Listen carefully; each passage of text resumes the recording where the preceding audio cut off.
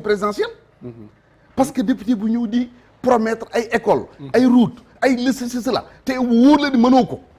est-ce que du si plaidoirie bi nga war a def à l'Assemblée nationale si proposition de loi yeeg et cetera. oui mais une plaidoirie du nga def promesse tu promets de faire une plaidoirie mais doo def promesse. alors tey bu ñu ne woon président assemblée admettons ci Yewwi la jógee ci Wallu la jógee. ñu ni bon si tête de liste Yewwi bi si jàpp ma tur bi c'est le frère Habib Sy.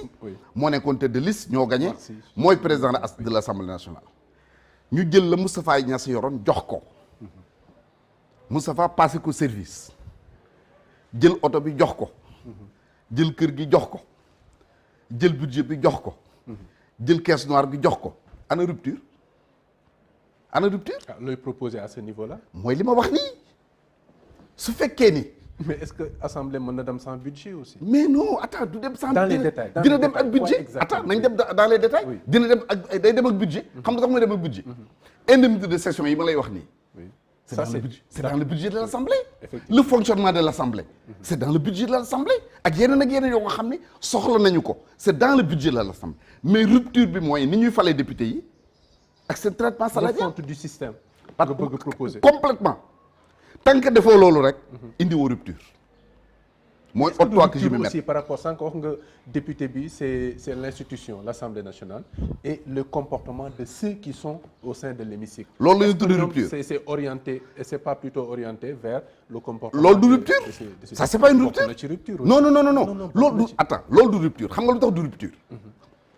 boo jëlee tey listes yi nekk en compétition les 8 listes. boo ci jël 53 yi nekk la liste majoritaire ñiy compétir. kenn mënuma wax ni 53 yi nekk Benno ñoo gën 53 yi nekk Yewwi non kenn mënul ni 53 yi nekk Yewwi ñoo gën 53 yi nekk Aar Sénégal nous sommes tous des Sénégalais ñoo bokk suuf seeg ndox mi écoles yi ñoo ko bokk daara yi ñoo ko bokk tarixa yi ñoo ko bokk soxna yi ñoo ko bokk lépp y a pas de Sénégalais supérieur du Sénégalais moyen et y a pas de parti boo nga xam ne Sénégalais yu baax a fa nekk ak parti bu mu Sénégalais yu bon a fa nekk. ñoo bokk justice bi aussi. ñoo bokk lépp. li nga xam ne dafa xaw a weng. c'est pas vrai justement il faut qu'on arrête d'attaquer comme ça la justice teguñu ko fenn. sur des faits. non y a pas de faits. donne-moi les faits. xam nga luy am Sénégal. oui bis bu yàlla sàkk boo demee tribunal. dans tous les tribunaux du Sénégal. on parle des hommes politiques. je parle de ça. boo demee dans tous les tribunaux du Sénégal des centaines et des centaines de dossiers la ñuy vider. pourtant kenn du fa dem naan tribunal jaarul yoon il n'y a que les hommes politiques ñun ñoo jàpp yaakaar ni bu ñu sàccee kenn waruñu jàpp bu ñu reyee nit kenn waruñu jàpp pourquoi parce que nous sommes des hommes politiques alors que ñun ñoo war a joxe le bon exemple ñun ñoo waroon tey bu ñu defee tuuma je prends un exemple le député Bougazali biñ ko jàppee la mu def moo deful xaw ma ci dara parce que je ne suis pas juge j'avais pas le dossier entre les mains mais poser na un acte fort mooy démissionner de son mandat de député un homme politique yow yaa woor bu ñu la tuumaalee nga demal sa bopp tribunal wax naa la léegi ni la un homme politique ragalul condamnation tribunal mais opinion bi la ragal donc bu ñu de l'exemple le plus frappant bi nga xam ni amul sax ma dem te ñëw parce que démb la tey ci topp le conseil constitutionnel dafa délibéré jël ñaari mesures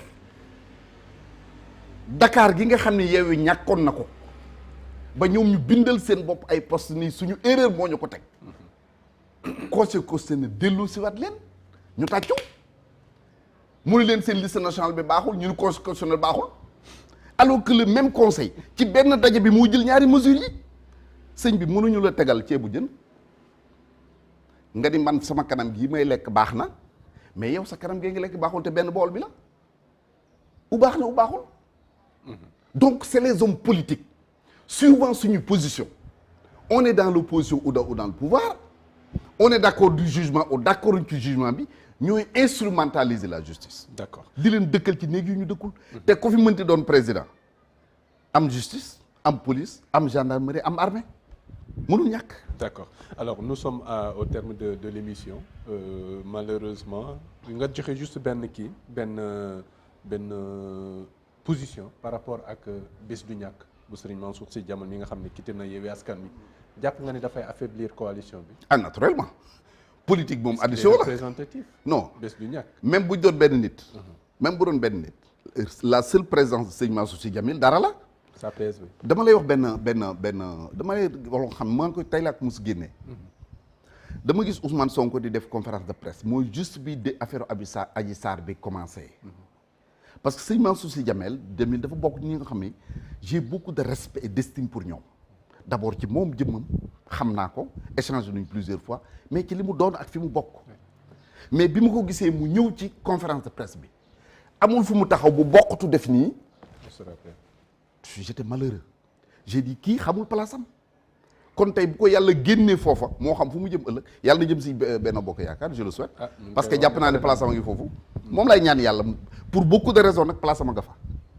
beaucoup de raisons yu ñu mën a wax yu ñu mën wax foofu la place am nekk yàlla na fa jublu mais en tout cas bu fa jubloo bu fa jubluwul li nga wax pour répondre à votre question effectivement day affaiblir Yewwi Askan Wi parce que fii laa toog ci seen plateau bi man leen manifestation Yewwi Askan bi mu def c'est un échec total te wax naa leen lu tax mu nekk un échec total cité woon naa sëñ Mansour Sy Djamil li tax mu nekk échec total benn bi mooy Ousmane Sonko dafa ne woon 200 000 jeunes la soxla dans la rue. Dans quel contexte? Pardon? Dans quel contexte? Mais dans quel contexte? Je vous demande, je vous pose la question. Il a dit j'ai besoin de 2000 jeunes dans la ci mbedd bi pour aller déloger Macky Sall am déet. Est-ce que c'était programmé? Non, attends, ñoom daf nañ ci sorti ba indi ay précisions par rapport à ça. man gisuma xaw ma bu leen jàpp doo leen jàpp ci loolu aussi. xam nga li ma jàpp man li mu wax ma dégg. moo ni prochaine manifestation 200 000 jeunes laa soxla dans la rue. woote meeting ci place boo nga xam mënul contenir 10 000 personnes. donc en termes de mobilisation c'est un échec parce que échec ou réussite yaa ngi koy natte ci sa objectif de départ boo nee fukk laay wuti am juróom réussiroo boo nee junni laay wuti am juróom-ñeenti téeméer ak juróom-ñett fukk réussiroo parce que la nga doon amoo ko donc en termes de mobilisation muy échec en termes de présence des leaders muy échec. Est-ce que ce sont les leaders qui comptent particulièrement? C'est le peuple aussi. Parce que foofu la ñu def appel. C'est le peuple qui pèse. waaw mais dama ni objectivement. objectivement. oui. da nga créer coalition. tudde ko Yewwi Askan Wi. ni coalition ba xaw ma fanweeri 31 leaders la ñu je ne sais plus quel est le nombre. du dëgg di ko bàkkoo ñooñu ànd ak yow ngeen di xeex ba jëmmi jamono nga woote sëñ Mansour Sy Djamil mii nga fi tudd ñëwul Moustapha Guirassy ñëwul Aminata Lô Dieng ñëwul. mais lu ko jiitu après confection liste yi. waaw moo indi loolu fois bu confection liste amee au sein d'une coalition dina am ñu mer am ñu merul. mais moo indi loolu mais. mën nañ comprendre que moi je n'explique pas les raisons dama tëb raisons yi mënu nañ ci wax. mais vous m'avez dit qu'il nous reste 5 minutes ñu rappeler ko. waaw mais vous m'avez dit il reste 5 minutes. Allez-y, oui. donc boo nemee il reste 5 minutes. dama tëb raisons yi indi ci conséquence bi les résultats yi mu joxe. mooy ñi ma la limal lépp Malick Gakou ak ñeneen bàyyi nañu gisatoo leen fa ñëwuñu en tout cas ci manifestation boobu ñeneen ñi bu ñu bàyyiwul officiellement nag toog nañu seen kër gisatoo leen déggatoo leen. ndax frustration. oui ak lu mu mënti deew li wóor mooy day affaiblir la coalition. D'accord. parce que politique moom du soustraction addition la. D'accord. waaw alors ce dernier mot balaa ñu tàggatoo. waaw mooy sant la gërëm la bu baax. encourager leen ci liggéey bi parce que dama koy wax assez souvent. bokk ngeen ci kuréel yi nga xam yéenekaay yi nga xam ne sénégalais bàyyi nañ leen xel.